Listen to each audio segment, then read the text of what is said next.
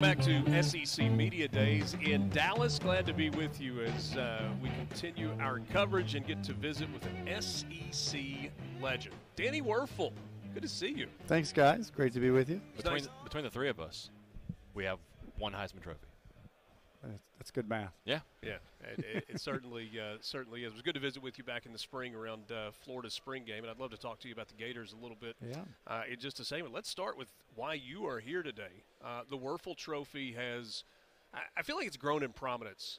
You started this, and it's continued to grow, and has become a bigger and bigger deal, and a pretty significant announcement, a partnership with the AFCA Good Works team. Absolutely. So, the Wuerffel Trophy is about to – celebrate our 20th anniversary. We've grown, but we really have dreamed of being able to not just honor our winner, but tell more and more stories of all the great work that people are doing.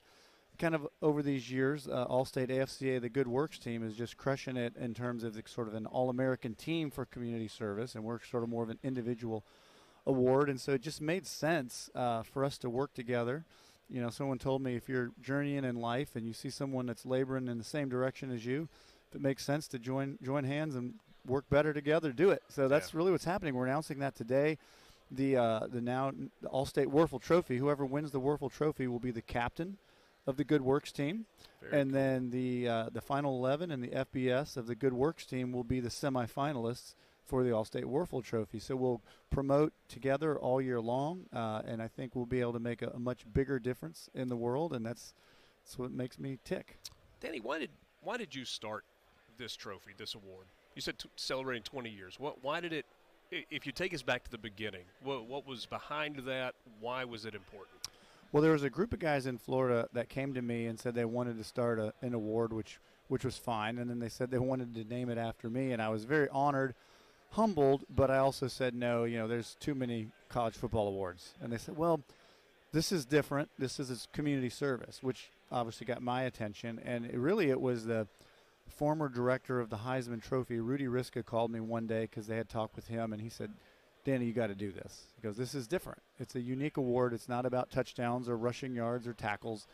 This is about making the world better, and I think you should do it. And that was really the final nudge for me. So it was kind of backed myself into this thing, and now I couldn't be more excited about what it's done over the 20 years. I think when I'm a kid, I'm looking at my heroes and role models. Dan Marino, I'm trying to throw the ball like Dan Marino. And then when they make good decisions, you kind of capture those. And when some of your idols make bad decisions, you kind of absorb those too. And so, we're very impressionable, all of us, even adults. And so I think if we can tell more stories of people that are selfless, of people that are finding creative ways to make the world better, and we can highlight those stories, it does make a dent in the world. And I think our world could use a little good news these days. When you think back to your college days, would Danny Wuerffel, the player, have won the Danny Wuerffel Trophy? That's a good question.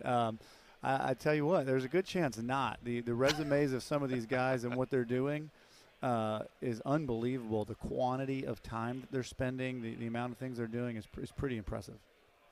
Visiting with Danny Wuerffel with the Wuerffel Trophy in conjunction with the AFCA Good Works team, and it's all in partnership with Allstate, and really cool stuff.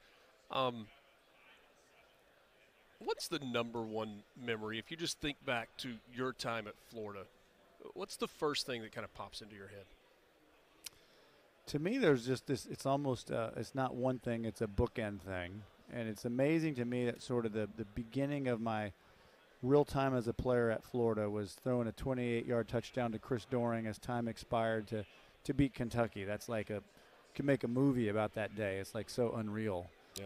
And then the last moment I'm on the field as a Florida Gator, we're beating our rival Florida State, who had beaten us earlier for the national championship. It's just like it all seems surreal to me, to win 4 SECs, a national title, and a Heisman Trophy. Like, I often have to pinch myself to make sure I'm not like dreaming that all that came together. I think as I've got that was me. yeah. For me though, like looking back, the relationships. See Chris Doering today, and he's still one of my closest friends. James Bates' nephew came up and took a picture with me, and he's a great friend of mine. Coach Spurrier called a few days ago, just, hey, Danny, how many points we scored on average on home games in 1996? 50-something. And just the relationships make it so special. It's really, really cool. Heisman Trophy is one of those things that once you win that award, you will forever be introduced as Heisman Trophy winner Danny Werfel or whoever the winner is. What is that fraternity like? Like people see the Heisman House commercials. People always watch the ceremony, and we hear about the Heisman fraternity. What's it actually like? You know, I mean, you're right. Like you could go on to win a Nobel Peace Prize, or you could, you know, do something, get yourself in bad trouble. You'll still always be known as the Heisman Trophy winner. It's an iconic thing that's a part of you. You know, for me, it's been a huge blessing to open up so many doors for other things.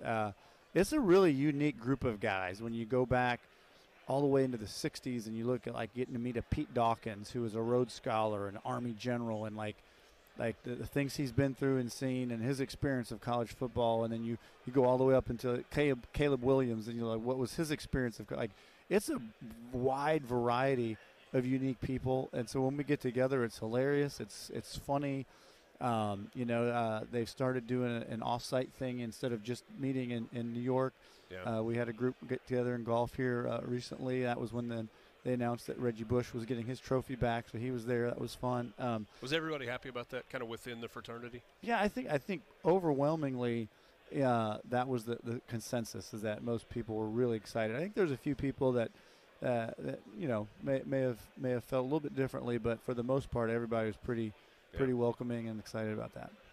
When you were at Florida, you know, from 91 to 08, basically, when Spurrier arrives through Tim Tebow's second title, Florida was maybe the best program in college football, certainly one of the best in the SEC, and it's kind of gotten away from that.